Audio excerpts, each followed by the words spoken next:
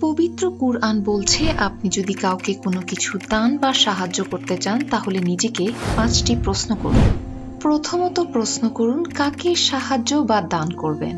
পবিত্র কুরআনে সূরা বাকারার 215 নম্বর আয়াতে মহান আল্লাহ তাআলা ধারাবাহিকভাবে বলে দিয়েছেন, প্রথমে পরিবার, অতঃপর আত্মীয় স্বজন, তারপর ইয়াতীম ও মিসকিন এবং মুসাফিরদেরকে সাহায্য করতে হবে।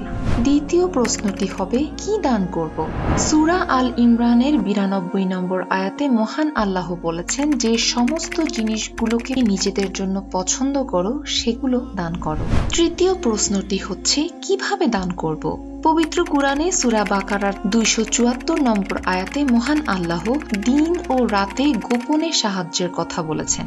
চতুর্থ প্রশ্নটি হবে আমি যে দান বা সাহায্যগুলো করছি মহান আল্লাহ কি তা কবুল করছেন। সূরা তওবার 53 নম্বর আয়াতে বলা হয়েছে যদি আদেশ লঙ্ঘনকারী হও তাহলে তোমাদের দান বা সদকা কখনোই কবুল করা হবে না। শেষ বা পঞ্চম প্রশ্নটি হবে আমি যাকে সাহায্য করতে চাই তার সন্ধান কিভাবে পাব।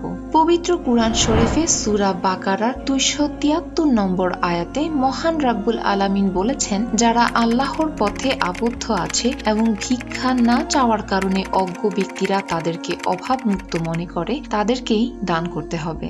এমন গুরুত্বপূর্ণ ও তথ্যমূলক ভিডিও পেতে আমাদের চ্যানেলটি সাবস্ক্রাইব করুন। ধন্যবাদ।